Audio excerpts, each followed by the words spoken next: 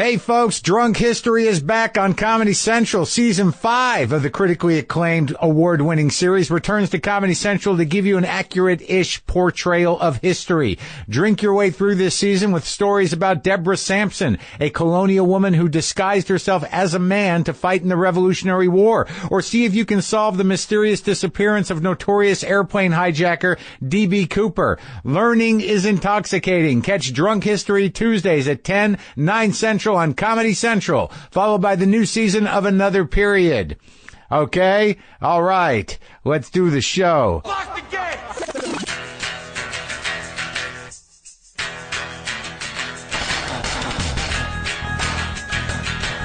All right, let's do this. How are you, what the fuckers, what the fuck buddies, what the fuck nicks, what the fucksters? This is Marc Maron. This is WTF. This is my podcast. Welcome to it. I just realize sometimes when I do that, what the fuckers, what the fuck, you know, like, I mean, I've been doing that a long time, and, there are moments where I'm like, wow, I just annoyed myself. But I keep doing it because it's a signature thing. I mean, if I started taking away all the little things that I do on a regular basis, what am I left with? If I take away all the tics and habits and, recurring bits of business that I've been doing most of my life, or at least my public life on this show, what have we got? You know what I mean? We don't want, those things protect all of us from what's inside me. You gotta have your tics and habits and idiosyncrasies and repetitions just so you don't fall apart. So today on the show, music producer and musician Don Was. Don Was, you would know. You would see Don Was. You know what Don Was is. You know who he is. Was Not Was his band. But he's also a prolific producer, and now he's the president of Blue Note Records and doing some cool things over there. But this was a good conversation because he's worked with the Stones exclusively, a lot. I don't know, not exclusively. Why did I even use that word? But he produced the last one, Blue and Lonesome, and he's worked with the Stones before, and I'm a Stones person, so I'm just giving you Stones people a head up that there's some good chat about producing the Rolling Stones and also about working with the Stones, but also some good talk about remastering and stuff, the music talk.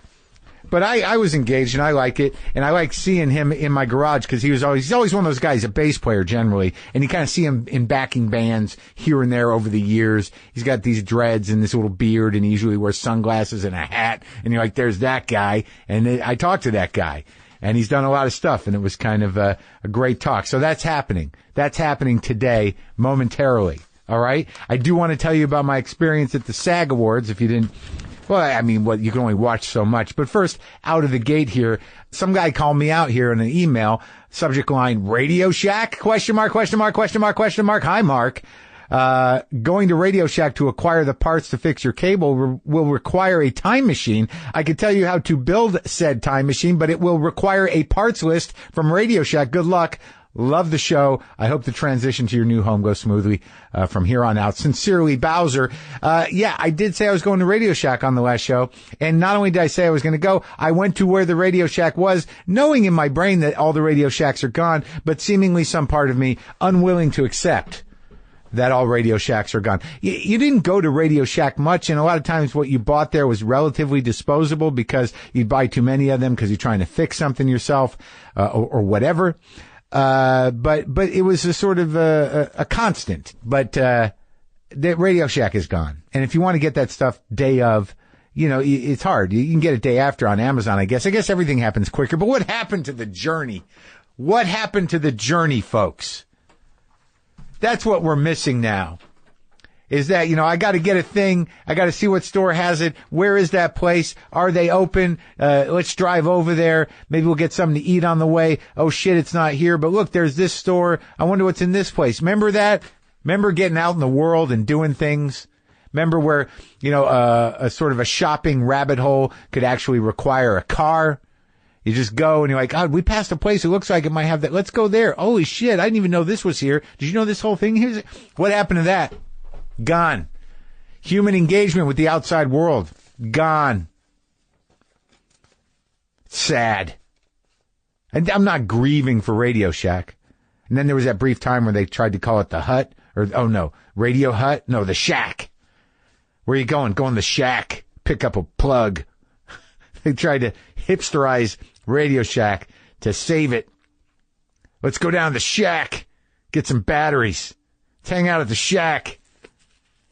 Gonna get some blank cassette tapes at the shack. See, again, I used to go down there, get blank cassette tapes. They had the Memorex brand, the Ultras, and the High Tech, and then they had the Radio Shack brand. Oh boy, back in the day, used to go out drive. I did do some driving to do a thing today for Laurie Metcalf. There's a tease for you. What is that? What's that story about? Maybe I'll tell you. We're sponsored today by Audible, and since you're already a person who likes to stick things in your ears, you should get some audiobooks with Audible. Audiobooks are great for helping you be a better you, whether you want to feel healthier, get motivated, or learn something new. And with an unmatched selection of audiobooks, original audio shows, news, comedy, and more, Audible has all the audio content you need to start your year on the right foot. You can start a 30-day trial now, and your first audiobook is free. Why not get started with the book that drove our president insane, Fire and Fury by Michael Wolff? Give it a listen and take bittersweet comfort in knowing that you would actually be better at the job than the person the book is about. Whether you're listening on your phone, through your car, from a tablet, or at home on an Amazon Echo, you can get Fire and Fury or any other book while doing almost anything. And Audible even lets you switch seamlessly between devices, picking up exactly where you left off. Start a 30-day trial and get that first audiobook free. Go to audible.com/WTF or text WTF to 500-500. That's audible.com/WTF or text WTF to 500-500 for a 30-day trial and free first audiobook. Dig it. All right, so what was I saying? Oh, the SAG Awards were very exciting. They were very fun. As some of you know, I lost. I was not expecting to win. I was up against, William Macy, who won. Come on. And there were other people too, but I wasn't expecting to win. I was actually excited to be nominated and to be at this thing. So many of the people have been on this show, but it's all actors, and it's almost like a community event. These awards were decided by the community of actors. They were voted on by actors, and it's an actors event. There's a lot of celebrities there, sure, but it doesn't feel like a business event or a producer's event or an agent's event or a critic's event. It's just a room full of actors and people who are related and connected to these actors, and it was very exciting. Because I like looking at celebrities. Everyone knows that. But I got to be honest with you, and I'm not tooting my own horn. I was happy to be there with a purpose. I felt part of something. Glow was nominated for ensemble and stunt work, and I was nominated for Best Male Actor in a Comedy, and Allison was nominated for Best Female Actor in a Comedy. So it was very exciting. We were all at the table, and right behind me, Susan Sarandon was sitting next to Gina Davis. I saw Laurie Metcalf was over at the Lady Bird table, and so was Greta Gerwig and Tracy Letts, who I interviewed, who will be on the show soon, who I love, Tracy Letts. It's a funny story about Tracy Letts. I don't know if I'll tell it now or when his episode is on, but everyone was there. Everyone was there. And, I said hi to Susan Sarandon. She's been on the show. We had a little chat, said hi to Greta Gerwig. Like, I felt okay saying hi to these people. I didn't feel okay for some reason at the Critics' Choice because I thought, well, who am I? Do you know what I mean? Even though I was nominated, I don't know. It's not humility. It's just insecurity. But for some reason in this room, I was very excited to say hi to everybody, and I did. And I met some people. I saw some old friends. Saw Matt Walsh over there. Veep won for Best Ensemble, beat us, but I was happy to see Matt. Hadn't seen him in a while. I saw Sam Rockwell. He's been on the show. He's winning everything. It's great. He was sitting at the next table over with the 3 Billboards table. He gave me a big hug. I gave him a big hug. Congratulated him. The first joke or the second joke that Kristen Bell made was about Glow and about my podcast, and it got a big laugh. Again, I'm not tooting my own horn. I feel like I was there because I belonged, not because I was a guy that just interviewed people. It was exciting. It was fun. I liked seeing everybody, and I liked that they knew me. And I liked that not only did they know me because they'd been in my garage, but they knew me because, I was nominated for a thing. I don't know why. I don't think that, whatever. I wore my suit.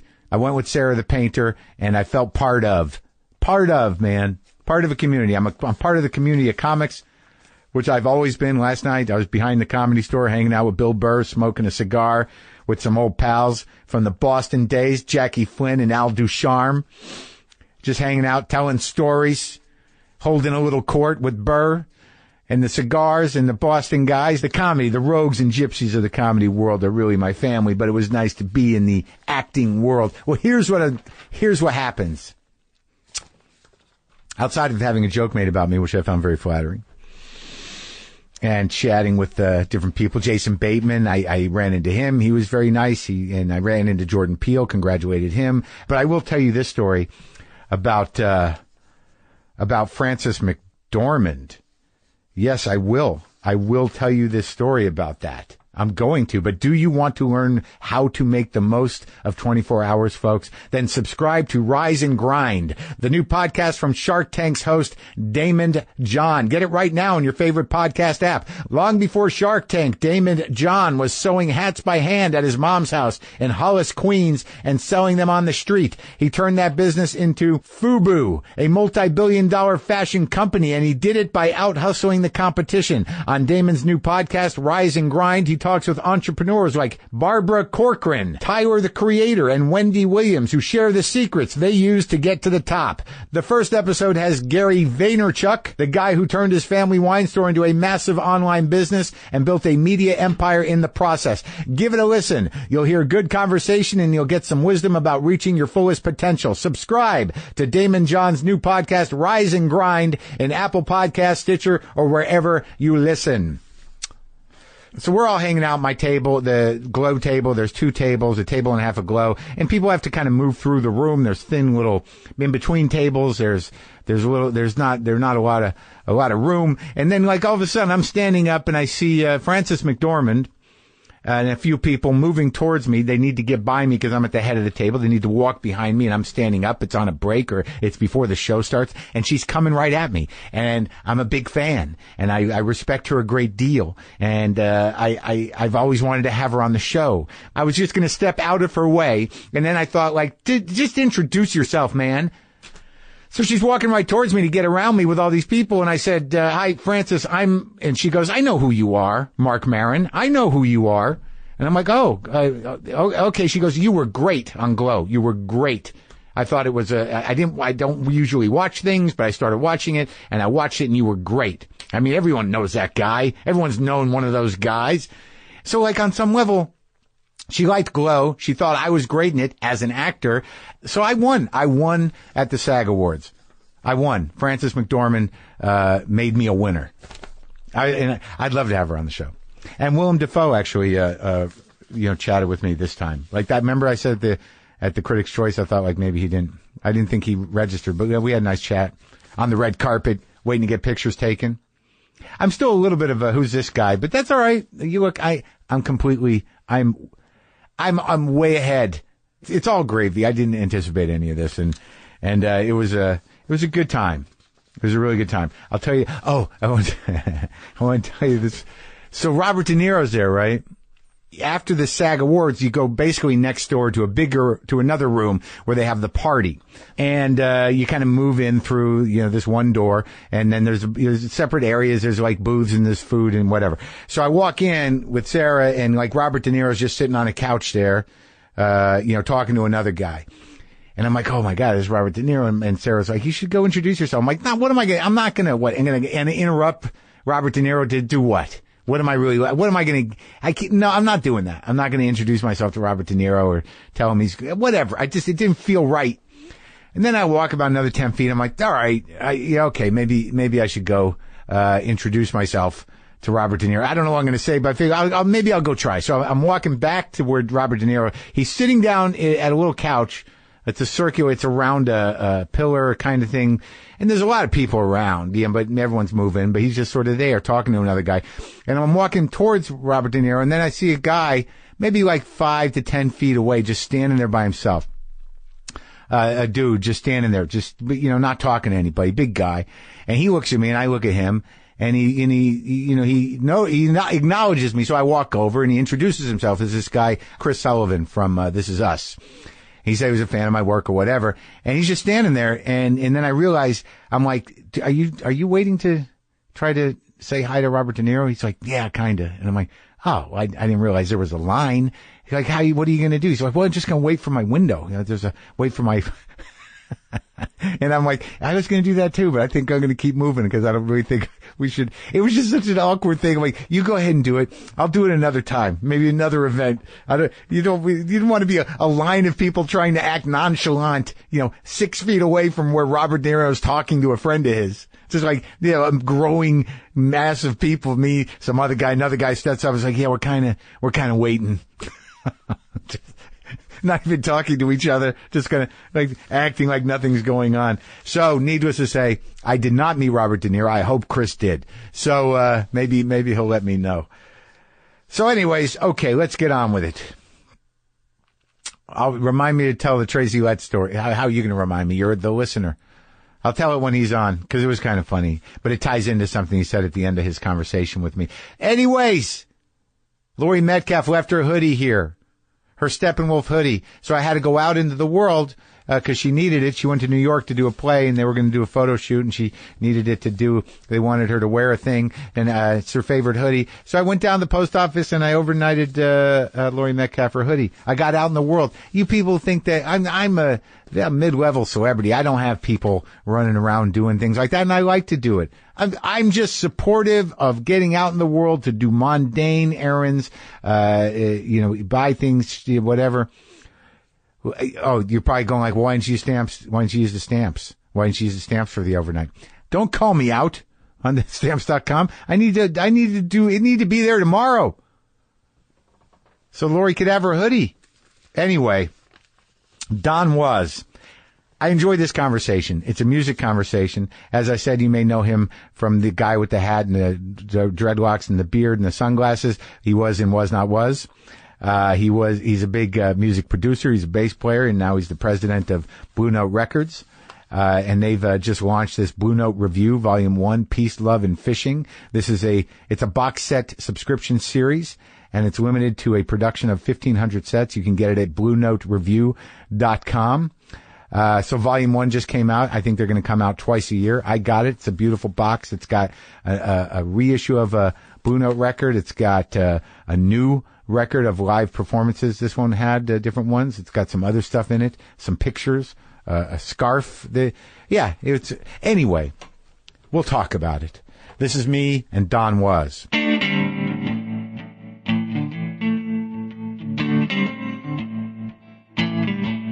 So you're Don Was. You're the guy. I'm a guy, yeah. But you're the guy I've been seeing like there in the background for my whole life. Who's that guy on bass? What's that guy doing? The Zelig of rock and roll. Here's that guy. There's that guy again. And then people mention you. Oh yeah, Don was on that one. Oh, that guy. You're like always there. You're a presence. Where'd you grow up? I'm from Detroit. Really? Yeah. What's the real name? Fagenson. Fagenson. Yeah, it's too close to Donald Fagen. What kind of name is Fagenson? It's an Ellis Island name. Sure, yeah, like they all are. But what's the background? My grandfather came over from Russia, family legacy. Yeah. Which I don't think is true, by the way. But yeah. The legacy is that they said, what's your name? He said, Vergussen. Vergussen? Yiddish for forgotten. Oh, wow. Because he was pretty sure the Tsar was going to come over here and take him back. Oh. So he was just saying, like, just let it be nothing. Yeah. But I don't think that's true. The name exists in Russia. I've come from Russian Jews. Yeah? Yeah. From where? From, I just looked it up. Now I can't remember. But, my father's side's Russian and my grandmother's Polish and Russian. Mostly. We're on it. We got that's it. Probably cousins. That's one of the brand. That's a brand of Jew that comes over. The American Jew, Polish, Russian, or the darker ones. The Sephardic ones the swarthy ones. But, yeah, man. So Detroit. So how the whole family comes from Detroit? Your grandfather moved to Detroit? My grandfather moved to Detroit. All my grandparents moved, and my mom and dad. Really? Because I don't think I've met a full clan of, or heard about a full clan of Detroit Jews. Yeah, no, they're like, fuck New York. Yeah, no, I think you gotta be my age. I'm 65. I grew up in the 50s and 60s. Yeah, right. But Motor City. So like, what was going on? How many siblings you got? I got a sister. Yeah. She's the, what is her gig? She's the, official statistician of the United States of America. Oh, really? She still got a job? Yeah. It's not a government job? Is it a government job? It is a government job. Uh-huh. I better not talk about it. I want to get it axed. Well, yeah, right. We got a president that only likes numbers a certain way. Yeah, yep. In his favor. Yep. But so what was it like in Detroit in the because I just saw the movie Detroit and it was not good. Yeah, I mean, the movie was good, but it seemed horrible. Like a war zone in the 60s. Well, that week, yeah. Yeah. But, I mean, it wasn't a great place to be a person of color, but, right. What is? Yeah, right. Your show with Benny Maupin was great, and Benny talked a lot about growing up in Detroit. He's about 12 years older than me. Yeah. So, take out Yusuf Lateef and put in MC5 and the Stooges. And right. You got the era I come from. Oh, yeah? The Stooges played at my high school. Yeah. The other side of town. It was your high school? Yeah. That famous high school? Did they do it a lot? Because I know there's one where there's pictures of Yeah, that's not that one. I went to Oak Park High School. Yeah. But they played a sock hop or something. Come on. Are you making it up? I don't think so. Were you there? I was kind of there, yeah. What year? I was physically 68, maybe 69, somewhere in there. So they were just making that did they have a set? They were a local band. Bob Seger played at my high school. So, but Parliament Funkadelic played at my junior high school. Stop it. Well, they were called the Parliaments. Oh, okay. But that must have been before they broke it open. They lip synced. I Just Want to Testify. They came with a DJ from a local AM station, and they moved like the Temptations, but they were dressed like hippies, and they blew everybody's mind. I bet you they did. Really something. Yeah. So, but they didn't do any long, sort of spaced out kind of synthesized. No, they lip synced at 45. I heard that was not an uncommon thing, the lip syncing. I talked to Hunt Sales, and him and Tony were like kids, and they do the lip syncing gigs. You had to. There were no PAs. You couldn't set up a band. You'd go with the DJ. Yeah. It was a kind of early form of payola. Uh-huh. A DJ would get a gig at a sock hop. Maybe get $150 for showing up and emceeing. And all the kids loved the DJ. The kids loved the DJ. Yeah, right. But the bands played free. Yeah. And he'd play the record. Right. No PA needed, really. No PA necessary. I can't believe the Stooges. That must have been something at that time. They were badass, man. They were, right? Yeah. I mean, what were they doing? Were they doing covers? I mean, no, they were doing that. They were doing that thing? The first album. Yeah. Did people look just like, well, what the fuck? What the fuck is happening? Or were they already accustomed to? It was the Detroit thing, man. There was a whole, Stooges and the Five were like it. A really pivotal experience for me was one night. We went down to Joel Landy's print shop, where he printed up the Fifth Estate, which was the local underground paper, the guy I went to high school with. And the MC5 were there, or members of the MC5. Yeah. I know Wayne was there, jamming with members of Pharaoh Saunders' band. Wow, yeah. Now, I know I didn't even have half my wits about me that night, but I do know that I never heard anything like that before. Yeah. Or really after, Sure, It required those individuals under those circumstances. Right. The one-time thing. It was a one-time thing, but it was a first. And that really stayed with me. Make something that no one's ever heard before. That's a really good thing to do. Yeah, if you can do it. Right? If you can do it. Sure.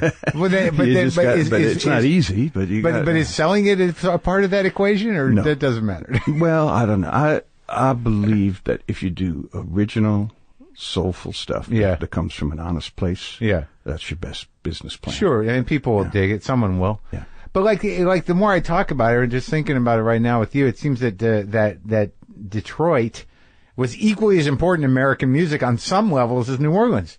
In a way. Yeah, I know my friends from New Orleans will take umbrage at this, but I'm 100% with you. Deeper history in New Orleans, right? But Detroit, deeper history. But Detroit to modern music, to rock and roll. After World War II, people came from not just all over the country, but all over the world to work in the auto factories, make those cars, and they brought their cultures with them, and that was the beauty of growing up when they actually made cars in Detroit. Yeah, right. Was that you heard every kind of music, and when people would come together and combine the music, you'd get incredible stuff. Sure, so man. I was really fortunate to grow up in that time Yes, period. it was a huge industry. Huge, man. We're making the cars for the world. For the world, Motor City. Yeah, and then I guess some of that, I mean, I don't know if that's more of a metaphoric or poetic idea, that some of that, like, kind of like that groove of making machinery, like, assembly lines. I don't think that really made its way into the music necessarily. Here's what I think made its way into the music, is that everybody who was from Detroit in that period of time came from a situation where their fate was inextricably tied to the auto business. So, for example, family? My parents were both teachers, right? Yeah. But if auto sales were down, they'd lay off workers. Workers would move away to another city to find new work. Yeah. And so there'd be fewer kids in school, so they'd lay off teachers, they'd lay off barbers, they'd lay off waitresses. So everybody was in the same boat, and there was really no point in putting on any airs, because everyone knew the story. Right. So no one was renting Mercedes. I never saw a Rolls Royce till I got out here. There's maybe one limo in Detroit when I was, and it's probably like parked at the airport or something. You never saw that stuff because there was really no point in pretending you were something else. That's the beauty of it. So you get a really honest population. Yeah. And the music and the art and the culture of Detroit reflects that. It's basic and it's raw and it's for real. Yeah. John Lee Hooker, to me, is the epitome of Detroit music. When did you start playing? In the late 50s, when I was, in like 6 or 7. Always bass? No, I was piano and guitar. Yeah. And then, like a lot of guys my age, I was born in 1952. We were 12 when the Beatles were on Ed Sullivan. Right. Yeah, I hear about this, that moment. That's it, And at 12, you would, you looked at it and you thought, wow, I could use that edge with chicks, right? That's what everybody says. Like I got a little help would go a long way. Yeah. And at 12, you're just dumb enough to think that you can actually pull it off. If you were a little older, maybe you'd have said, well, I'd like to do that, but maybe I should get that law degree to fall back on. And if you were 8, it didn't register. Right. So a lot of musicians my age, an inordinate number of people born my year, and I really attribute it to that. So we started forming rock and roll bands. To the Beatles on Sullivan. You're like, that's our window. Absolutely. We just got to wear the same clothes and play okay, and we can get girls. Yeah, well, it seemed that way. It's a little more complicated. But it kind of works. So what was the first band? First band was called the Saturns, and we won a local TV talent show. Originals, covers, what? We'd had some originals. They weren't very good. I think we covered. We did "Let's Twist Again" by Chubby Checker and not the twist. Let's Twist Again, like we did last summer. Like we did last summer. Sure. Yeah. And people were already twisting. People were twisting, and we won. We just wanted to make sure they keep them twisting. Exactly. Yeah. So you want to be part of that. That's right. Yeah, and you won. Yeah, and we won. Did you do a record? We won. No, we won a portable TV set. 4 guys, 1 TV set, and so we sold it at the drummer's dad had a drugstore. We sold it for $60. Yeah, and what'd you do with that? Split it up? Probably bought fair and square. Probably bought records. Sure, man. Yeah. And then what? When did you start? Did you do any records with bands before your bands? Before Was Not Was, way back. No, it was hard. You had to earn your way into a studio. Yeah. Oh, really? Well, you didn't have. Couldn't just pay. No one had a garage band on their laptop. Sure. So you had to have some money. Yeah. And you had to have get a backer, have a hit, have a song. Someone wanted to move. Well, you had to earn it. You had to earn the slot. And so I was just playing a lot. Ultimately, took a class in engineering where they taught everything wrong, but it got me in the studio. Oh, really? Wait, how old were you? I was probably in my early 20s at that point. After high school? Did you go to college? Yeah, I went to University of Michigan for a year. But I in Ann Arbor? In Ann Arbor, yeah. That's a good town. It's a great town, man. Yeah. But this is so you're like Kramer and those guys, they were a little older than you, right? By what? 2 years. That's it? Yeah, but that's a big difference in that, when there's difference between being 14 and 16, you know. In the late 60s. Yeah. I guess, yeah. But I mean, you were of that age, so, you know, you saw the culture kind of breaking apart. Oh, yeah. You were old enough to, you were born in 54, 52? 52, yeah. So I was born in 63. So by 65, I mean, you're wide awake. Yeah, oh, yeah. You just saw the whole thing, the wheels come off. Oh, yeah. Yeah, yeah. No, it was an exciting time. You know, not too dissimilar to this time in many ways, but the counterculture has not quite manifested the way it did then. But no one goes outside anymore, man. It takes a lot to get people out, and also everybody can live in their own fucking world on their computer. They can just cherry pick the community they're in if they're in any at all. Going outside is the thing. Yeah, go to the thing. Not like, how far away is it? Is there going to be parking at the protest? How are we going to? Let me check Waze. Yeah, right. 10's jam. No, it doesn't look like we're getting in. But did you go? Were you part of that? Did you go to those MC5 shows? Yeah, I went to MC5 shows. I went to anti-war riots. Because like Sinclair was sort of out there, and he was doing John Sinclair. Yeah, he was my hero, man. We're still good friends. Yeah, I love John. Oh yeah, he's still around. He was the guy. He was the leader of the city, man. He was of the counterculture. Yeah. And like so you were hanging out with that at his place? I was on the young side. I couldn't move in. Right. To the comment with the MC5 guy. You know, it probably saved you. The fact that you couldn't move in probably saved you a life of drug addiction and horror. Yeah. Maybe you made it out of that one. I dabbled anyway. Yeah. But yeah, you it seem probably all right. was a good thing. Yeah. You seem clear-eyed. You come out of it all right. Yeah, you did all right. Yeah. You don't look too beat up. So you take this engineering class. Yeah. And what happens? How do you get? I conned my way into a job at a studio and just started recording. In Detroit? Yeah. What studio? Who are you? Well, it was a guy named Jack Tan had a little place called Mastermind Studios, $10 an hour, on top of an abandoned, it was the Westinghouse building. Yeah. And we had these cardboard boxes and on the walls, and it was funky, but it was making records. Yeah. Yeah. And who were you making records of? Oh man, just anybody who come through. You know, some jazz. Yeah. The first session I did was for a jazz saxophone player named Sam Sanders. Someone just put it out, by the way. Oh, really? In the UK, someone licensed it, and it was the first session I ever did. And were you just an engineer? I was just engineering it. Yeah. Someone put it out because of you, or because everyone's putting out all? There seems to be a tremendous global race on who can find the weirdest, most esoteric records to put on 180-gram vinyl or re-release of something. That's exactly what this is. Oh yeah, it's like I found one. I found one of Chet Atkins under his car. Didn't even mean to be playing. For me, like those acquired taste, the out there shit, like I like that just on when I'm doing shit. Yeah. Like sort of like where we going? Yeah. I think that a lot of that stuff people go like, what the fuck is this? If you're sitting there with expectations, but if you just let it roll, you know, you can kind of like edit. Okay. Well, the stuff will jump out. Yeah, a really important thing happened to me when I was about 14. I was driving around with my mom running errands, and she left me in the car with the keys so I could play with the radio. It was on a Sunday, and the local jazz station broadcast on AM on a Sunday. And I tuned into the station just as a song that I later discovered was part of the Blue Note catalog, Mode for Joe by Joe Henderson, came on. And if you play that song, check out, I came in just as the saxophone solo was starting. Yeah. And it wasn't about notes, it wasn't about techniques. Yeah. He was like howling with anguish. Yeah. Through the horn. Yeah. And he was speaking to me. I was 14, man. I was stunned to hear this. And just listen to the solo. Angry sax. Joe. Yeah. It was anguished. Yeah. He was in pain. You know? And then the drummer, Joe Chambers, kicks in about 20 seconds in. Yeah. And the thing starts to swing like crazy. And he falls into the groove. And the message that came through to me as a 14-year-old was, Don, you got to groove in the face of adversity.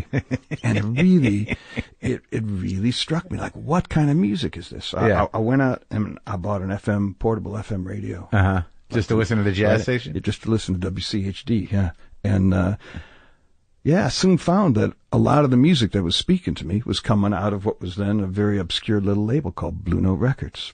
Back then, and my buddies and I, we'd ride buses across town just to hold the albums. You know, we couldn't afford them; they were $4. Yeah, but you could You could read the liner notes and see that you check the names because it was like a repertory company of musicians. So that was your first. You're a jazz guy at heart.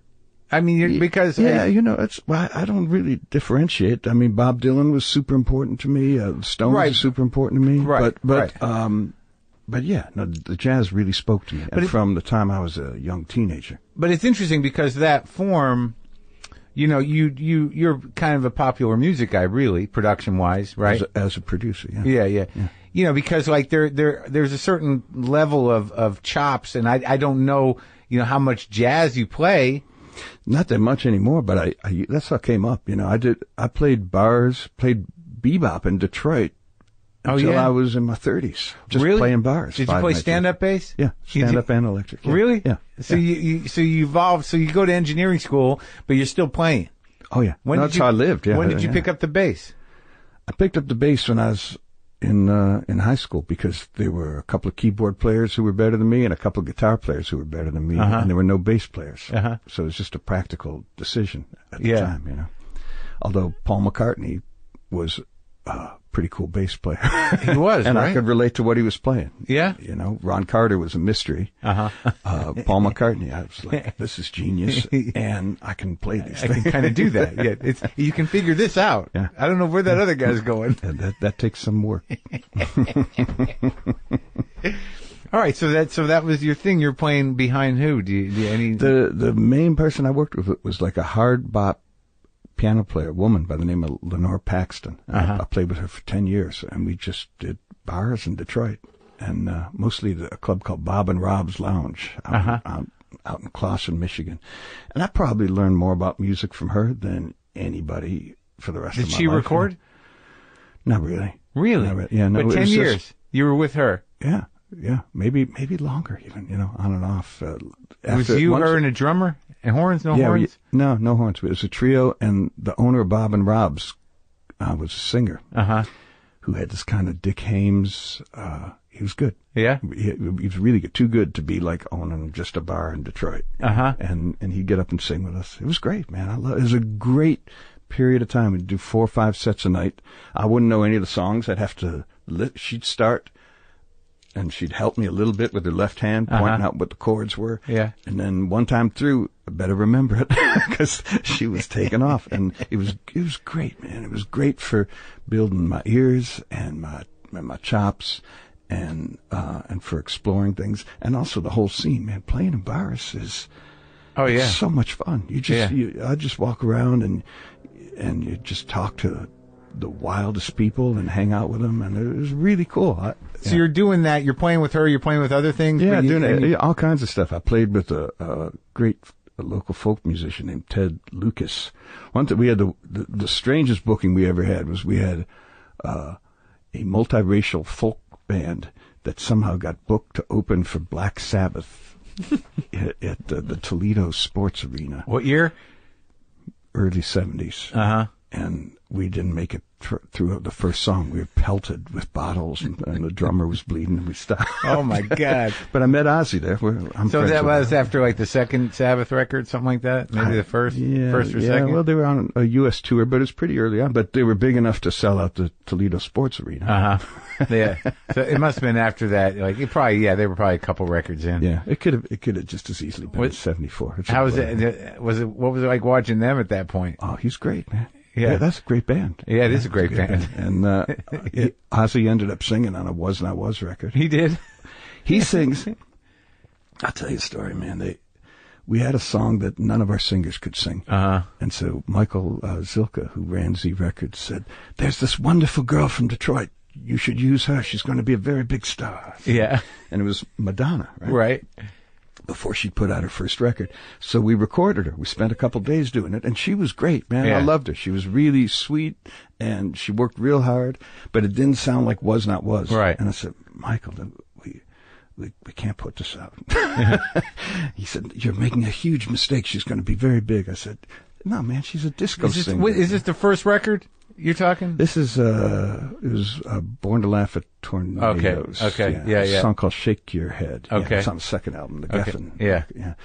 And so we took her off, and then it was like, well, what are we going to do now? So my attorney also represented Ozzy. And he said, well, call Ozzy. And Ozzy did it. Now, years later, we had Ozzy and Madonna on parallel tracks. And so we redid it as a duet with Ozzy and Madonna. And to her credit, Madonna nixed it. And Kim Basinger came in and sang it. And it was outside of the United States, it was our biggest hit single ever. Which one? It's called Shake Your Head, duet with Kim Basinger and Ozzy Osbourne. And Kim was so sweet, man. She flew to London and she did a video with us. And Kim Basinger's not known for that kind of thing. Well, she can sing, man. She's a wonderful person, man. I don't think people have a clue as to how I just know her as an actress. I don't know if she was a singer. Yeah, good singer.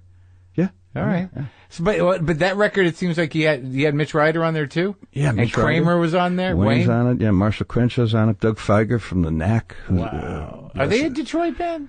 Yeah. Well, Doug I was in a band with him when I was 12. Really? Yeah. Yeah, no, he's a good friend. Yeah. I was in high school when that shit hit. Yeah. My Sharona. Yeah.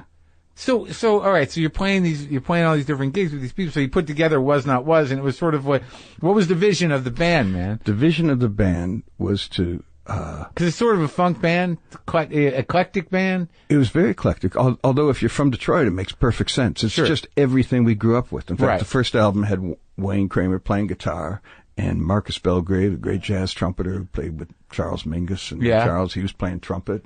And we had guys from P-Funk playing, Larry Fratangelo, the percussionist, on all those records was on it. So it was just an amalgamation of our roots. Of the Detroit sound? Yeah, with David's lyrics on top, which were, heavily influenced. That wasn't so Detroit. That was more Zappa and beat poetry and him. David was is an original, man. There's no one like him. Is he still around? Yeah, he's around here. He lives in L.A. Oh, yeah? Yeah. And were you a Zappa guy? Love Zappa. Yeah. Yeah? Yeah. About the first, I met him at the airport. They were on a local, a TV show called Swingin' Time in Detroit in the 60s, promoting their upcoming Freak Out album, the first release. Yeah. And they went on, they blew our minds. We saw that. And then I saw him at the airport the next day. And he gave me an autographed picture and stuff. So, all right. So you work in, and then you put out in 81, Was Not Was record, the first one. Yeah. And this is where production in records gets a little odd, doesn't it? You mean in that period of time? Yeah, in the 80s, where the style of production, like there's a lot more tools at hand. Well, it was before the computer stuff. Right. But we did those things. Like they didn't have the digital drum machines. Right. And they had like the little 808s were around, that kind of thing. But what we did was we'd have a drummer come in first. Yeah. And play the beat that I had in my head. Right. And then we'd take the two best bars and you'd cut a tape loop, which is you'd take the 2-inch tape and you'd measure the start of one bar and cut it for 2 bars. You'd cut on the bass drum the next one. And then you'd tape it together into a circle. Then you set up these mic stands all over the control room and you'd keep running it through the cap stand and it would play over and over. And that's they didn't have samplers and it was beautiful, man. And so it had the feel of a live guy and it had the sound of analog tape and it was super steady. Yeah. And then we would build the tracks on top of that. That's how you got the groove, the bass groove, the drums, and then we build up from the drums. Right. And so you'd put another live drum track on top of that? Yeah, at the end you'd have a live human come in and play on top. So you'd pull the loop out and then put the live guy in after everything's set up? That's sort of the backward way of doing it, right? It's a terrible way of doing it. It's much, but I didn't know how to do it any other way. That's just how I did it, mainly because we didn't have the bread to pay for a room full of musicians. Sure. So in time, eventually, really the first live band that I produced was the B-52s. Yeah. That record, Love Shack, I produced. And how many? Oh, in 89. In 89. Is that right? And then I had to change my way of making records. I remember asking them, well, how do you know when it's the take? Because we didn't have multiple takes. So if you're building from a loop, there's only one take. Because like you're just adding things. You're not actually playing together. You're just sort of playing together. You're building on one. And that's how you did all those records. You did all your records like that. All the Was Not Was albums were done like that. Yeah. How did you had a couple of hits, right? Yeah, later we had some big hits at the end of the 80s. Yeah. What was the big hit? Big hit is a song called Walk the Dinosaur. And one called Spy in the House of Love. Right. And we had a few other ones over in Europe. We were bigger in Europe. Right, so that was that was exciting. It's really exciting. It was fun. And you toured? Yeah, we toured for years. Yeah. Yeah, and you just put out didn't you guys get together again? In 2008, which has now been like almost 10 years. Isn't that Feels wild? Like yesterday. Yeah. We did one more album, which I actually think was our best record, and we toured then. And I still get together with the guys and we play. We do a show in Detroit every year. Not everybody. But was that the dream ultimately, or did you always was production always something you're like? Was that your sort of like your fallback in your head that you had these other skills, or were they all sort of coming together at the same time? I wasn't separating them out. Right. There was something happened around the time of Sgt. Pepper, I think, where production techniques became a musical color. Yeah. And so that, to me, it was another instrument. Uh-huh. It still is. What you do in the studio is you don't approach it that differently from the way you play your instrument. So, but you've sort of evolved as a producer over time. Like, I mean, if you're telling me that, from 81 to 89, you're not really letting them play live together. Yeah. Yeah, no, hopefully you evolve, over time.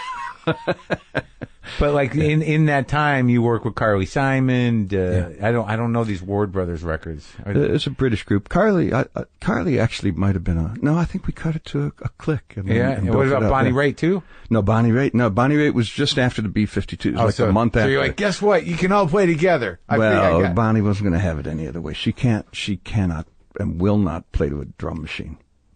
And I learned a whole lot making Nick of Time, man, and just being around Bonnie, because she's as soulful and honest and genuine as a musician, as a singer, and as a human being as anybody I ever met. Yeah, she's great. Yeah. She's a real blues legend. Oh, man, I love her so much. I get so moved when I hear her sing. Sometimes I can't play her records because I get too emotional. And I loved her long before I knew her. I remember seeing her at the Ann Arbor Blues and Jazz Festival in it was 1969 or something. I bought her first album when it was new.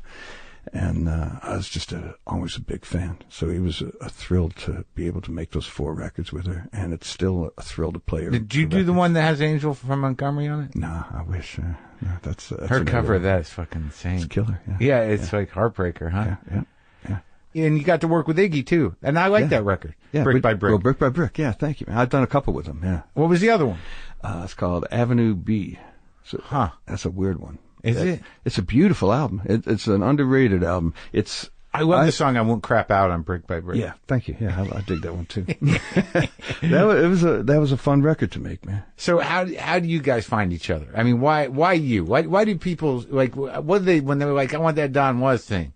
I don't Come know, on, man. I don't know. I guess because I had other records on the charts, probably. It was 1989. It was, in fact. Oh, because the B-52s. Well, in fairness now to him, I left the session from, I said, I got to leave early. We're doing Brick by Brick, and I left the session. I said, I got to go to the Grammys. Yeah. I'm nominated for something. I didn't even talk about it. And that was the year we won Best Album of the Year for Nick of Time. Oh, yeah. So it wasn't like he was jumping on the bandwagon, because there wasn't really a bandwagon.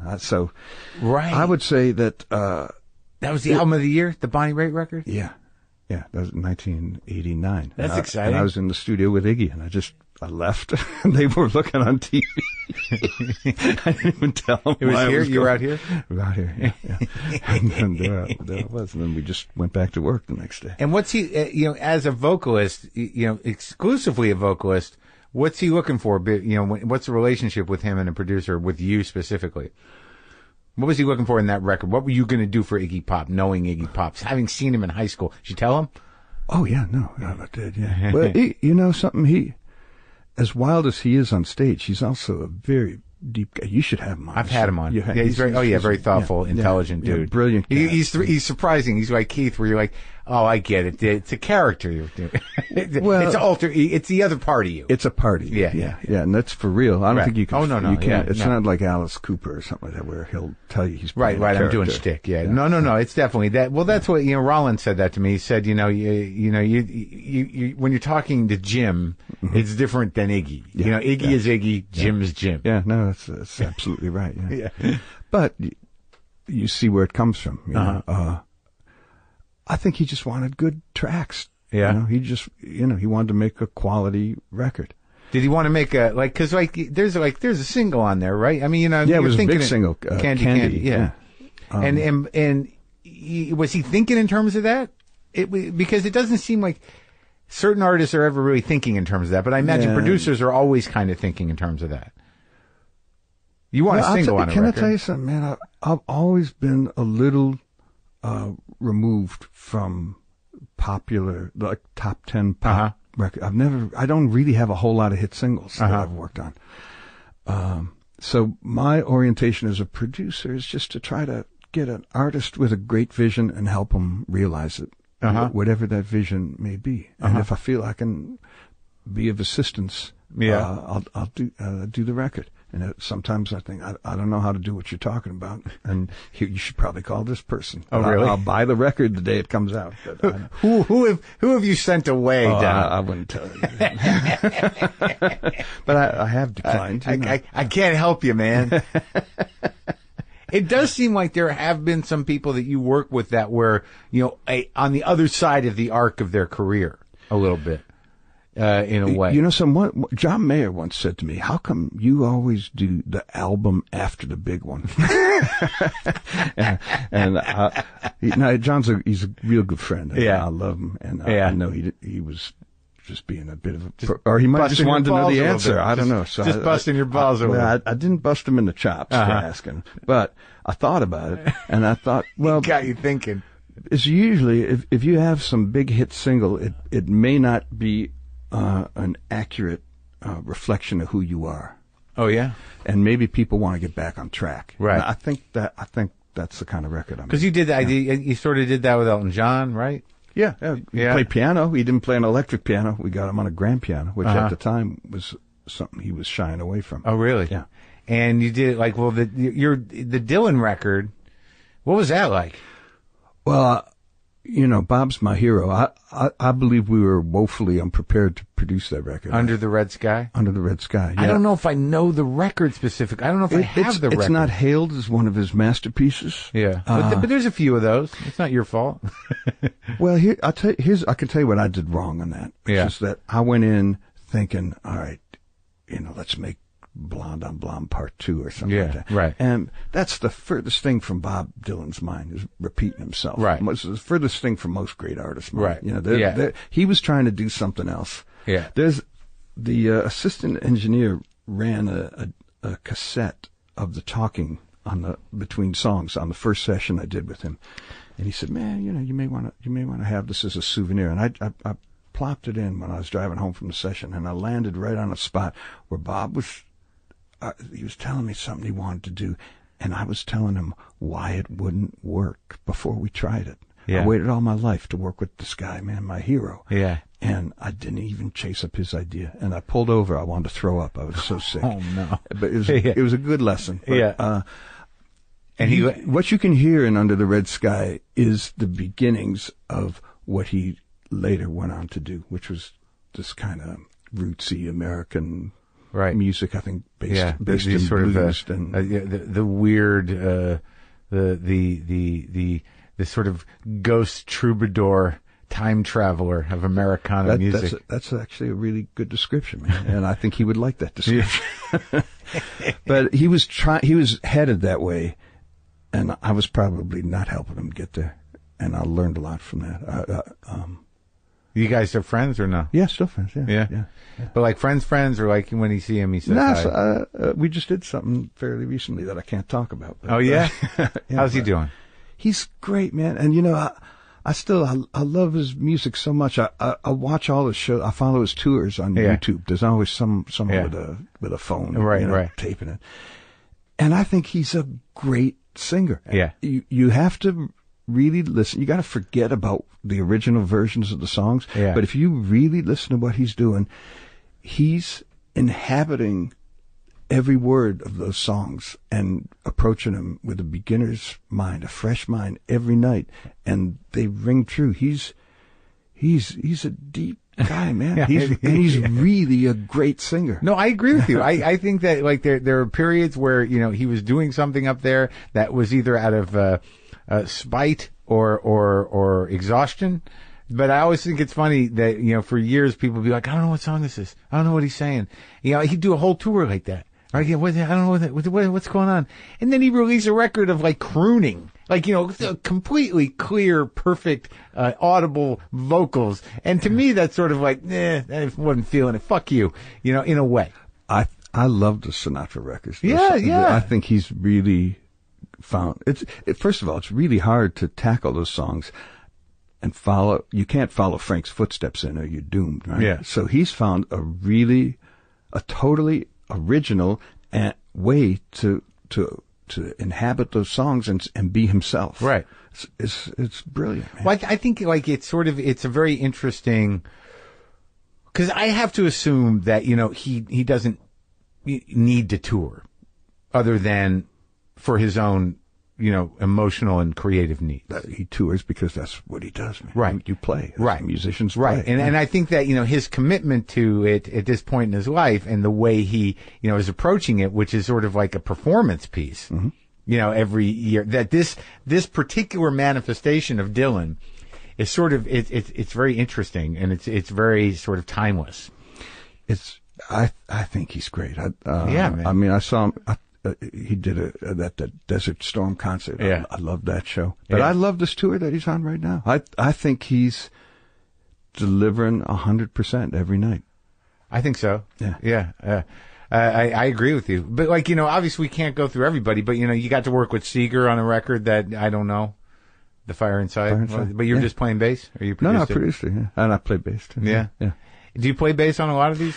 If asked, I never offer, you know. You did another with the B-52s, Glenn Frey, Detroit. Rest His Soul. Mm-hmm.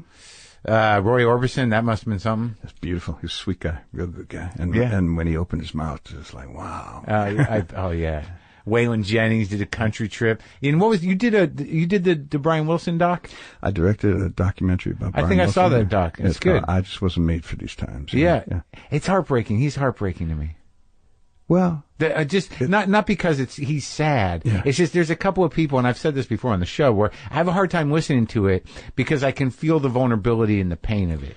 Well, that's what makes him a great artist too. No doubt. Comes through in the thing. But like some people hear the beauty of it, and for me, it's sort of like when I hear it, I'm like, oh, he's so sad. Like it's so it's hard for me to hear.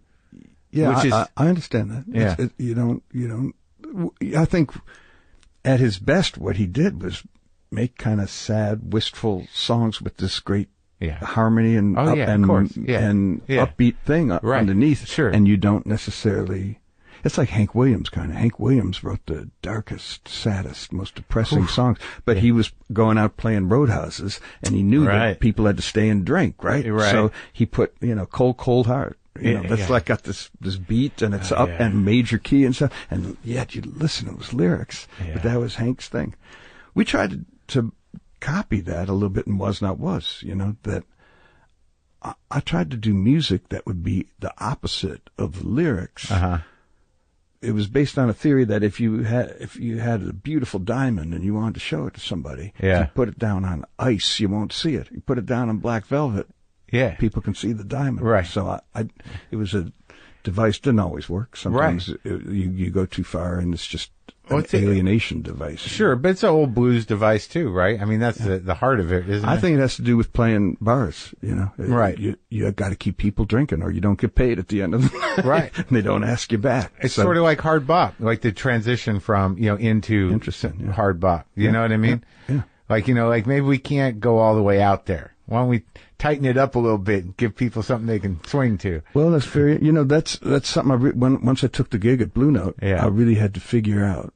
I was hired to continue the aesthetic of the previous 73 years, right? So what is that aesthetic? Well, it turns out the guys who founded the label, Alfred Lyon, Frank Wolf, and a couple of their buddies wrote this little manifesto when they started in 1939, and they dedicated themselves to the pursuit of authentic music and to providing uncompromising freedom of expression. Right. That's the essence of the manifesto. Right? But if you really follow the history of what they did, they just pushed the envelope in every era. And they started doing like stride piano players, but by 10 years in, they wanted to get into bebop. Yeah. They chose Monk, of all the people, man, Yeah. the most out there cat of the time.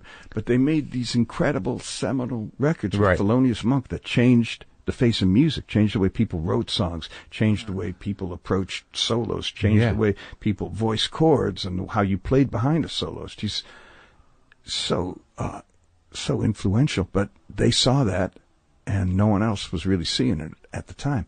Jump ahead to what you're talking about, the hard bop stuff. That was Horace Silver and Art Blakey. Art Blakey's throwing in backbeats. Horace Silver's doing this funky gospel stuff. Yeah. And you couldn't do that at Minton's Playhouse. You kicked off the bandstand for that. That was revolutionary music. You listen to it now, it sounds pretty much, it's become such a part of the musical vocabulary. Right. It sounds normal. But it was radical at the time. You jump ahead to the 60s. You got Herbie Hancock and Wayne Shorter making these modal jazz records reflecting what they were doing with Miles. That was pretty radical. So what happened to Blue Note? Why are all these they're Japanese owned Blue Note for a while, or what was that? Well, it's gone through a series of ownerships, but it costs money every time you got to reissue a record. You got to remaster it, and you got to do some their costs at the front. Yeah. And there have been times when Blue Note's been owned by companies that haven't appreciated the value of the catalog and didn't want to invest in it. So in those time periods... Were there time periods where there were shitty reissues? Like, quality-wise? Yeah, it's uneven. Yeah. There's a whole philosophy to remastering. I think it's something you can dramatically alter the character of a record when you remaster it. You don't want to do that, though, right? No, you don't, man. But a lot of people think, well, let's improve it. We can improve this now with the technology. It's so weird, man. It's so weird when people do that. I know there are some rock acts that are sort of like, well, let's reissue. They can sell it again. You can sell a thing, 9 times, 9 different formats. I'll tell you a story. We were in 1993 when I started working with the Stones. Yeah. They signed to Virgin Records and they were going to reissue the catalog. So everything had to be remastered. From the beginning? The whole catalog? No, from what they owned, which the pre-app, the post-app. The first thing was Sticky Fingers and Exile were the first 2. And so we got the original tapes and sent it to the maestro of mastering. Whoever that is. It's Bob Ludwig, Okay. He was a genius. Yeah. Just look at his discography. It'll blow your mind, man. But we didn't give him any instructions. Yeah. So Bob went in and made it sound up to par with 1993, like added an octave, a low end and stuff. He was doing what he thought the record company wanted, but we listened to it and you couldn't recognize it. Oh. So what?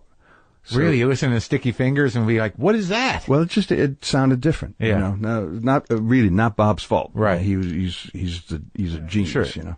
But we listened. All right, what's wrong here? Well, let's put up the original tapes and see what we got. So we listened to the unmastered Exile and Sticky Fingers, and that doesn't sound like the album you remember, that I remember, that they remember. It doesn't? No. It's because someone mastered it and did something originally. To it, and that's how you heard it. You didn't hear it raw. They're all really different. Every song is different, especially Exile, which was made all over the world. Did you work on that remastered Exile? I worked on 2 different versions of Exile. I didn't do the remaster. I worked on the remastering in 93, and then a few years ago we did a second disc of where they finished some unfinished songs, and I worked on those. Yeah, I got that. Yeah. A couple of those songs are pretty good. There's some cool stuff. It's definitely worth hearing. Yeah. Oh yeah, it's great. So then we got all the CDs together, and you listen to all the different CDs and the cassettes, everything and they're all radically different. And it turns out, like, some guy working a plant in Germany on the midnight shift decides to add treble, and that's the new sound of Exile on Main Street, going forward. So we thought, all right, what are we going to do? Finally, we answered an ad in Goldmine magazine. Yeah. A guy had virgin vinyl copies still in the shrink wrap from 1972 of Exile, and he had a version of Sticky Fingers too. So he brought it up to my house in Mulholland, where we were recording Voodoo Lounge, not knowing that he was bringing it to Mick and Keith, right? Yeah. Which was, that's when you wish they'd invented iPhones earlier. You want to get that on tape? It was great, man. But we put that on. So wait, he comes over with the records and you introduce him to the guys? Yeah. What, did he just melt? Yeah. Yeah. No, it blew his mind. It was great. It was one of the greatest things ever, man. Could he talk?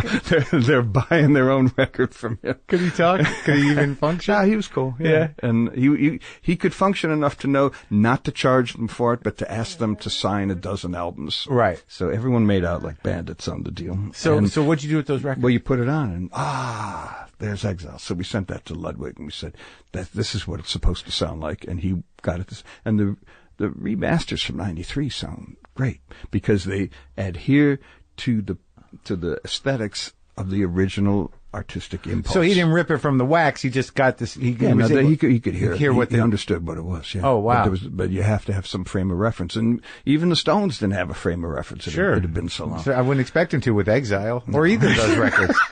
I'm surprised they have a frame of reference for that decade. Same thing at Blue Note. But it's so much more simple. I mean, you listen to some. Well, it's not. It's simple having gone through that exercise. But if you put up the unmastered tapes, it doesn't sound like the records you remember. Huh. But Rudy Van Gelder did his own mastering. Rudy Van Gelder, who engineered all those classic albums in the 50s and 60s. And not just for Blue Note, but he did the Impulse records. He did Love Supreme. Yeah. So he'd master them, and there was a sound there that everybody liked. Yeah. But over the years, the reissues get fogged. Sometimes they're amazing. There's a company called Music Matters that does our audiophile work, and they sound incredible. But they figured it out. You got to go back to the original virgin vinyl that everybody approved and match to the feel of that. So that's what we do now. So listen to the record. Don't rip it from the record or the CD. Rip it from the record. Just get a guy with good ears who's a genius at that shit to take it from the record. Because, there's certain things you listen to. Like, I don't think it's a Blue Note record. I don't know who did the Giant Steps record. Giant Step, the Coltrane? That's on Atlantic. Yeah. So, I got the new one, the vinyl on that. It was a 10-inch, 45 speed, 180 gram thing. Right. And it sounds like it's in the fucking room. It's so clean. Yeah. There's no mess on it at all. Yeah. And it just feels like it's just a balance thing. Bring that up, level it out, and that's it.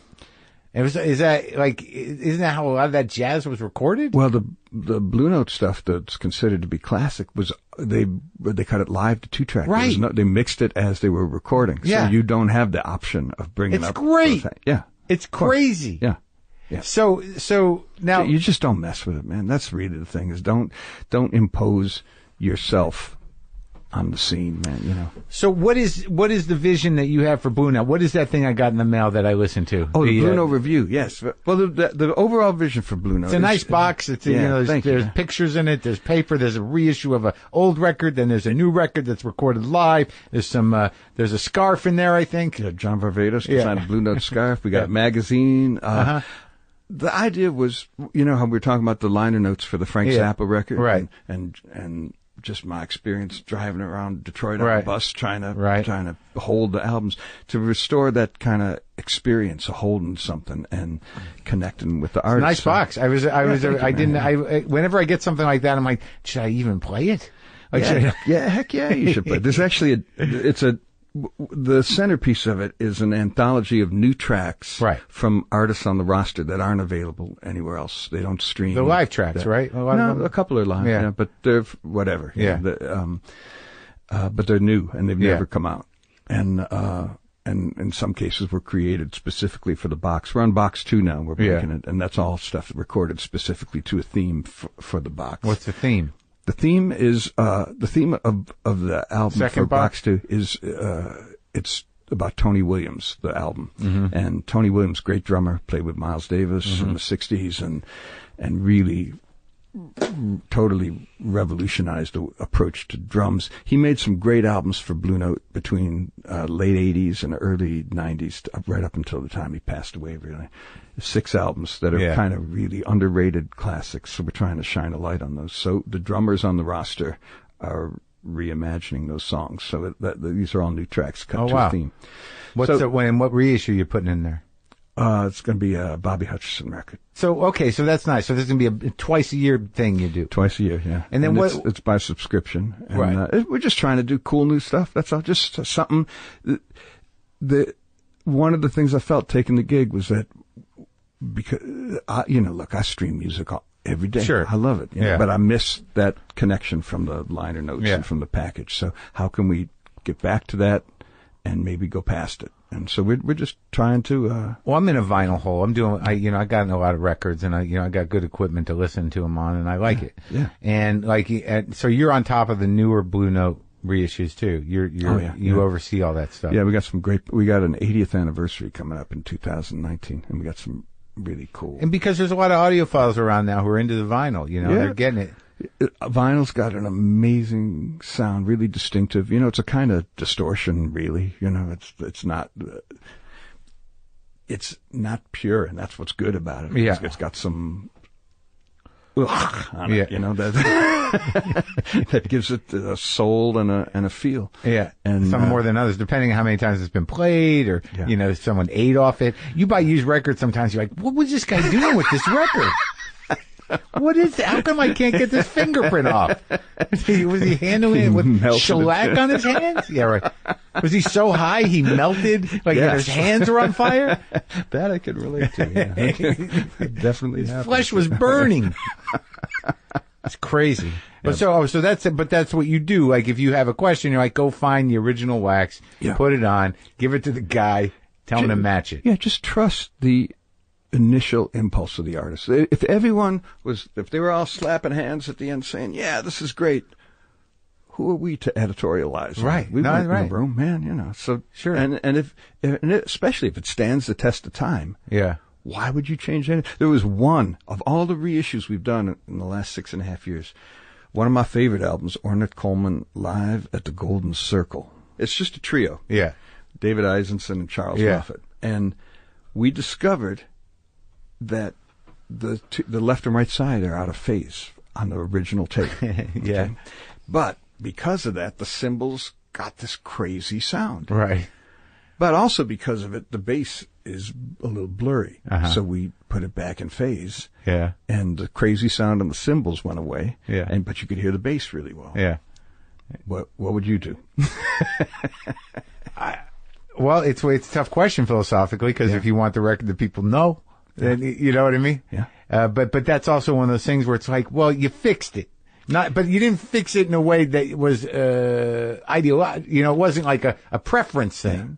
It was like, no, this was engineered wrong, and this is what it sounded like. Well, unless Ornette did that on purpose. I guarantee you he didn't. It was done by an engineer in Stockholm who didn't realize that the mics were out of phase. We put it in phase, but figured out how to get the crazy sound out of the cymbals. And so it's got a real quirky character. So it took weeks. Okay? It really took weeks, and a lot of people involved. Meticulous. So we got the quirkiness back in, but got it in phase, and that's the one time we editorialized. Oh, now I got to get that record. Yes, you can't lose with that record. And it's new. You got a new reissue of it. Yeah, a few years back. Well, we got to talk about the Stones before we go. Sure. Do some Stones talk, because I talked to Keith, and it was a very fanboy interview. It was goofy. Yeah. I got him laughing. Yeah. He had a good time. Yeah. But you did what? This Blue and Lonesome was the 5th Stones record you did? Yeah, I've done some live ones too, the 5th studio album. They all have these enormous personalities. Yeah. And they're all really different, and they pull in different directions. Uh-huh. And if you listen to any one track, you go, I don't know. Yeah. But when you put it together, you realize that it's this perfect blend. Really quirky, but really perfect. And they're still like that. Oh, they're great, man. I've played with them a number of times. Yeah. And you really understand it when you get inside of it, because forget all the hypes and everything. It's a really jocular, loose, fun musical conversation that's going on. Yeah. It's so much fun to play bass in the Rolling Stones. and they're great listeners. They're like jazz musicians. Yeah. They never play it the same way twice. Someone does something, they hear it. You could tell just by talking to Keith. He's fast. Yeah. He's quick. He's fast. He's sharp. Uh-huh. He's really smart. Yeah. Charlie will do some little thing on the hi-hat. Keith will react to it. It'll impact how Mick sings. Ronnie will play something back. It's the interplay is so brilliant in this band. They're really on top of it that much in it. They're so in it. Yeah, and they still are. I saw them in Stockholm in October. Yeah. On this No Filter tour. They were awesome. They're not playing backtracks on there. They're playing live, all live. Oh, they can't. Yeah. We did, I went with them to the Super Bowl. Yeah. And they were the first, maybe the only band to play completely live on this. So you have 7 minutes from the end of the second quarter to get the entire stage set up on the field and everyone to be balanced and tuned in. Yeah. And they didn't have Ronnie's guitar for like the first 30 seconds. Okay. And it was like, oh my, and I was sitting in, actually, you know what my gig was? Yeah. My gig at the Super Bowl was that the ABC or whoever, I think it was ABC, the censors didn't like 2 lines in the song.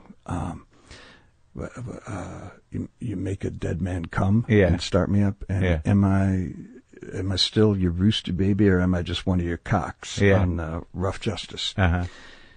And I had to hit the button, the mute button on Nick's microphone on cocks and come. Yeah. And if I missed it, it was like a $5 million fine they had to pay. It was a thrill. Yeah. You got it? I got it. So but this last, I was completely blown away by the most recent record by Blue and Lonesome. Yeah, thank you. Yeah. Because, people like me had been talking. I talked to Keith about it when I talked to him. I go, why don't you guys do a blues record? Yeah. And they're like, I talked to Mick, So when that happened and, and I got it and I was like, oh my God, they did it. I felt like, I just felt like I was cheering in my car, like that it worked because that's what they come from. That record could have been their first album. Yeah. Do you know what I mean? In terms of the song list. Yeah. Right? Absolutely. And I was so impressed that, not only the production, but just how they got into those songs. And cause the problem with the blues, if there is a problem, is that, any idiot can play it. And God bless the idiots, and I hope they're having a good time. Mm-hmm. But to own it, especially covers, is no easy trick. No. So, for them to own that, they own that whole record. Yeah. Because they're the fucking Rolling Stones. It was one of those things where it's like, of course. Yeah. Right? Yeah. It was an accident. If we'd have said, let's do a blues record, it never would have happened. Yeah. We were getting used to a new studio. We're at British Grove Studios at Mark Knopfler's place in London, which is a great studio, but we'd never been in there before. So just getting used to the headphones, it was a little awkward. So Keith, and I know he had it in the back of his mind anyway, the way to get everyone focused was he was holding on to Blue and Lonesome. The song. Yeah. Yeah. And he said, let's do Blue and Lonesome. Yeah. So they played it, and it was magnificent. And thankfully, Chris Sharma, the engineer, hit record. Uh-huh. And we went in and listened to it. And, it was undeniable, right? So I said, well, let's do another one. And sure. Okay. And at the end of the first day, we'd done 5 blues songs. Now, no one said, hey, do another 5. We got a blues album. Right. But we came back the next day and did more, but no one talked about it. It's a little like, a guy pitching a no-hitter. Yeah. No one talks about it in the dugout. You jinx it. Right. No one mentioned blues album. Right. And at the end of 2.5 days, we had the whole record in the can. And still no one said, great, let's put out a blues album. All playing live. All live. There's not a single overdub. The thing is, they were all in the same room. Yeah. And a lot of the drum sound comes from the vocal mic, for example. Oh, so if he punched a line, you'd lose the drums. So you couldn't fix anything. So that's exactly as it happened. That's amazing. And Mick is there's because of that, the sad thing that happened with that woman he used to date. There's a lot of fucking recent blues in that guy. Yeah. And, he played the hell out of it, the harmonica, and he sang the shit out of some of those songs. He's great on that record. It's unbelievable. Yeah. No, there's something else, they're really, they're giants who walk the earth. I'm not being hyperbolic. When I saw them live, and I hadn't seen them live since '81 in San Diego, and they did, in the encore, they did Midnight Rambler, or maybe it was the last song, and to know that song is just 5 guys. Mm-hmm. When you listen, because the original it's its own thing. It's a studio thing. Yeah. But the live version on Get Your Yayas Out is pretty astounding. Yeah. But then just to hear them do it, just basic fucking rock. Yeah. And it's just so big. there. I mean, one time, I don't know what I think it was in the 90s. Yelling at you. They're great. Well, I appreciate your enthusiasm, and I share it, you know. There's one time we were recording Bridges to Babylon is in the 90s, mid-90s. We were over in Hollywood at what's now East West Studios, and it's a big room, Studio One. It's where Sinatra recorded with big orchestras and everything. Yeah. And Mick and Keith and Charlie were alone in the room. Everyone else was on dinner break. Yeah. And I walked in to tell them something. And these three guys, their personalities so far exceed the boundaries of their skin that the room was full with the three of them standing. The person, if you could view if there was a charisma camera. Yeah. They're like, remember when they used to have those blow-up dolls on the stage that were like 5 stories high? Yeah. That's who they are. Right. Yeah. And they have to contain that in the normal body. But they're larger-than-life cats, and when they play together, there's nothing like it. You also did David Crosby records, Willie Nelson records, Chris Christopherson, so you work all angles of all types. Yeah, there's just a couple kinds of music. But man. like Waddy Wachtel's always around. Yeah, Waddy's, Like, and then there's a few other guys that are always around. Like the David Crosby record, how was that, working with him? Oh, I love David. It's great. He's been over here. Yeah, good, yeah. really. I think he would have moved in. Trying to sell him the house. I got a deal for you, David. And I'm glad you're doing this thing with Blue Note. It was great talking to you. It's been a real pleasure. Did we cover enough? I feel confident about that. Yeah.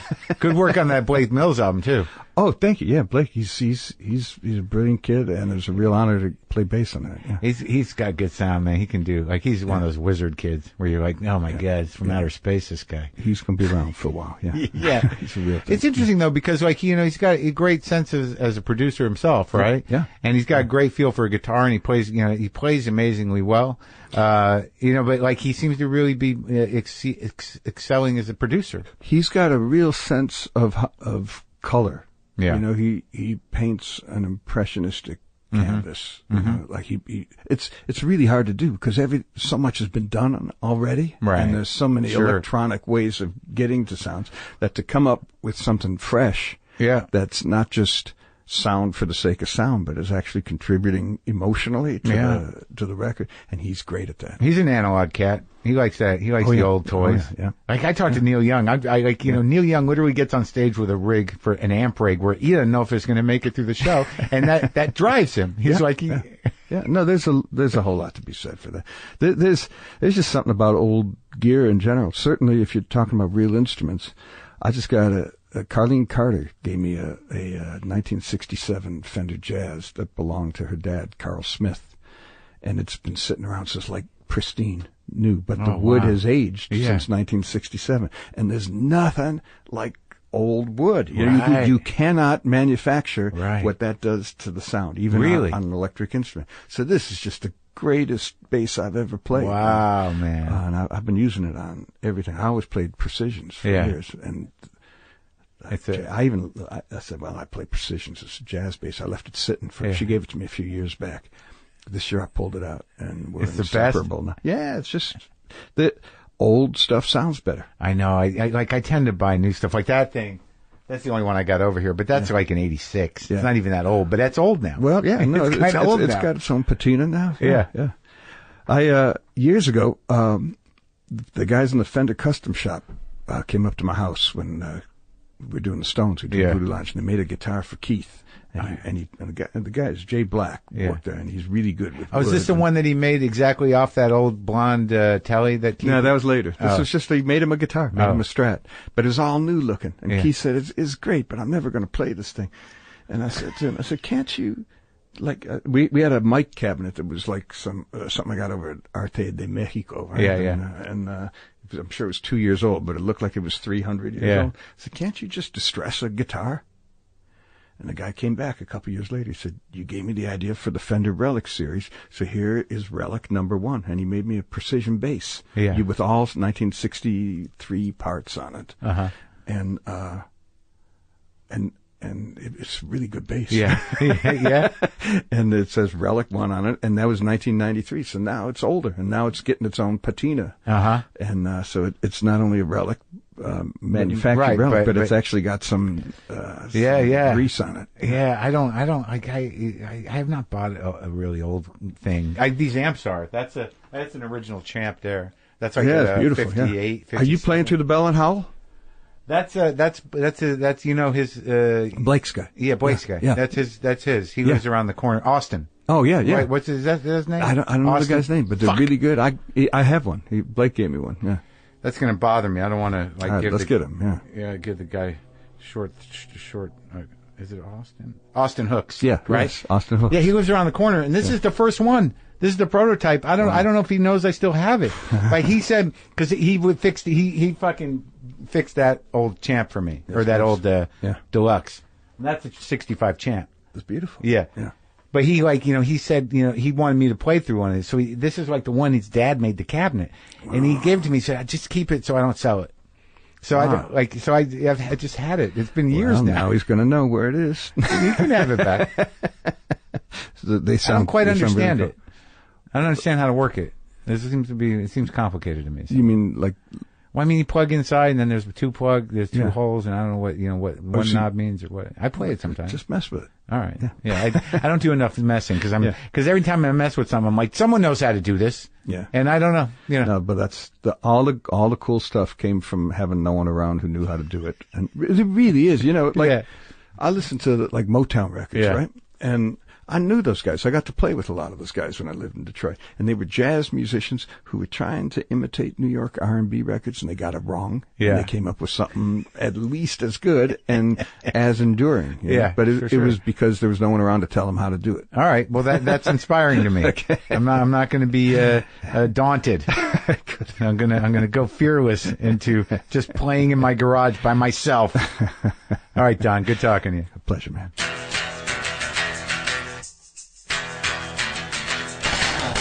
So that was Don Was. Pretty interesting stuff about the Stones, right? Do you want me? How's everybody? Okay? Is everybody okay?